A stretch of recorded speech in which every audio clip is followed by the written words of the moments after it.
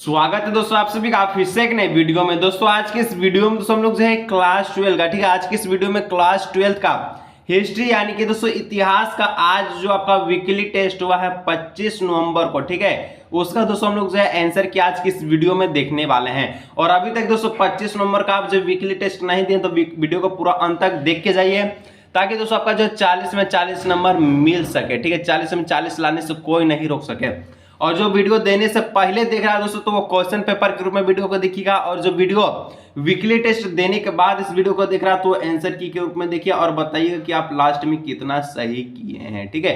तो चलिए दोस्तों आज की इस वीडियो को स्टार्ट करते हैं। क्लास 12 हिस्ट्री यानी कि इतिहास का वीकली टेस्ट क्वेश्चन को सॉल्व करते हैं, जिसमें जो दे दिया है वो आंसर की मिलाइएगा, जो नहीं दिया है वो क्वेश्चन पेपर के रूप में वीडियो को देखिए ताकि 40 में 40 कोई छीन ना सके, ठीक है। तो यहाँ पर दोस्तों सबसे पहले सेक्शन ए रहेगा जो कि 20 नंबर का रहेगा, सारा का सारा ऑब्जेक्टिव रहेगा। तो सबसे पहले हम लोग 20 नंबर सेक्शन ए में पक्का करेंगे, ठीक है। पहला प्रश्न दोस्तों पूछा है या फिर पूछा था, कहता है हु वाज द पहाड़ीज, ठीक है, पहाड़िया कौन थे दोस्तों। हम आपको बताए थे सर पहाड़िया कौन थे, पहाड़िया कौन था तो शिफ्टिंग कल्टीवेटर था, शिफ्टिंग कल्टीवेटर। ऑप्शन नंबर जो बी हो जाएगा इसका राइट आंसर। शिफ्टिंग कल्टीवेटर कौन, पहाड़िया कौन था, शिफ्टिंग कल्टीवेटर, ठीक है, option number B.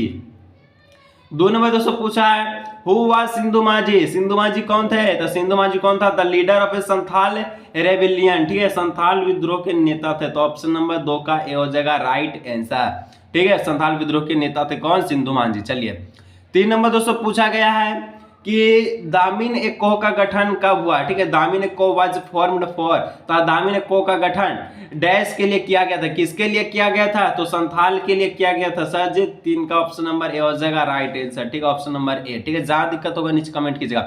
Objective plus subjective दोनों का आंसर दोस्तों आज की इस वीडियो में देखें, आप वीडियो को अंत तक जरूर से जरूर देखिए, ठीक है। वीडियो में अच्छा लग रहा है, मजा आ रहा है, लाइक चैनल सब्सक्राइब करते चलिए। चलिए 4 नंबर दोस्तों कहता है हो इंट्रोड्यूस द परमानेंट, ठीक है, permanent settlement in Bengal, Bengal में अस्थायी बंदोबस्त की शुरुआत किसने की तो बंगाल में अस्थायी बंदोबस्त की शुरुआत दोस्तों लॉर्ड कार्निवालिस ने किया था। तो ऑप्शन नंबर दोस्तों ए हो जाएगा लॉर्ड कार्निवालिस, ठीक है। चलिए नेक्स्ट दोस्तों 5 नंबर पूछा है, क्या पूछा, ताल्लुकदार का तात्पर्य, ताल्लुकदार रेफर टू, ताल्लुकदार का तात्पर्य है किससे तात्पर्य है तो ताल्लुकार का तात्पर्य है किंग ऑफिशियल से, राजा का अधिकारी से, ठीक है, ऑप्शन नंबर बी हो जाएगा 5 का राइट आंसर, ठीक है। चलिए आगे दोस्तों बढ़ते हैं। तो 6 नंबर बोलता है when was the 5th report introduced in the Bihar parliament, ठीक है, 5वां रिपोर्ट ब्रिटिश संसद में कब पेश की गई तो 5वां रिपोर्ट दोस्तों ब्रिटिश संसद में कब पेश किया गया था तो ये दोस्तों 1813 ईस्वी में पेश किया गया था, 1813 एडी, ठीक है, 1813 ईस्वी में पेश किया गया। तो ऑप्शन नंबर सी हो जाएगा इसका राइट आंसर। चलिए आगे दोस्तों बढ़ते हैं। तो 7 नंबर बोलता है कि which revenue system was introduced in Bombay Deccan, ठीक है, डिकैन, बॉम्बे डिकैन में कौन सी राजस्व प्रणाली शुरू की गई थी तो बॉम्बे में दोस्तों आपका जो है रेतवारी प्रणाली जो है राजस्व प्रणाली शुरू की गई थी।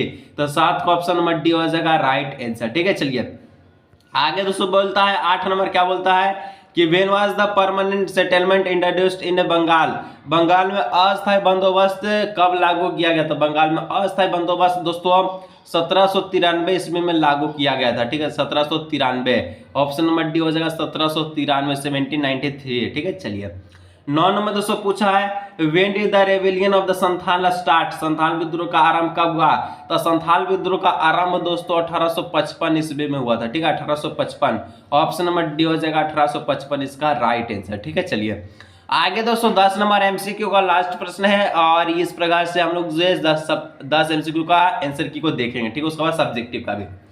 कहता when did the Deccan rebellion done, Deccan विद्रोह कब हुआ था दक्कन विद्रोह दोस्तों आपका कब हुआ था दक्कन विद्रोह 1875 ईस्वी में हुआ था, ठीक है, 1875, ऑप्शन नंबर सी हो जाएगा इसका राइट आंसर। तो चलिए दोस्तों हम लोग जो सब्जेक्टिव आंसर को देखते हैं, ठीक है। तो यहाँ पर सबसे पहले क्वेश्चन को देखिए उसके बाद हम लोग आंसर को देखेंगे। सेक्शन बी में 2 क्वेश्चन रहेगा 11 और 12। 11 नंबर का था who was the permanent settlement, अस्थायी बंदोबस्त क्या थी। 12 नंबर का था who was the ryotwari system, ryotwari प्रणाली क्या थी। पहले क्वेश्चन को देख लीजिए उसके बाद हम लोग आंसर को मिला लेंगे, ठीक है। चलिए 13 नंबर सेक्शन सी का प्रश्न कहता है हाउ डिड द, ठीक है, जम्बे manage to retain control over the zamindari, ठीक है, आपका जमींदारी, आपका what was the permanent settlement, यानी कि जमींदारों ने अपनी जमींदारी पर नियंत्रण कैसे रखा, इसका भी उत्तर देखेंगे। 14 नंबर का होता है what was the fifth report, पांचवा रिपोर्ट क्या था, इसका भी आंसर देखेंगे। 15 नंबर का होता है दोस्तों कि what explain the anger of the Deccan riots against the आपका मनी लेंडर, ठीक है, साहूकारों के विरुद्ध दक्कन के रेतबारी में गुस्से का क्या कारण था, इसका भी उत्तर देखेंगे। 16 नंबर का था why did the Santhal rebel against British rule, Santhal ने ब्रिटिश शासन के विरुद्ध विद्रोह क्यों किया, इसका भी उत्तर देखेंगे। चलिए दोस्तों 11 से लेकर 16 तक हम लोग जो है आंसर की को मिलाते हैं। चलिए आप वीडियो को अंत तक जरूर से जरूर देखिएगा, ठीक है। चलिए तो चलिए दोस्तों यहाँ पर 11 नंबर का आंसर हम लोग देखते हैं। पूछा गया था अस्थायी बंदोबस्त क्या थी, ठीक है।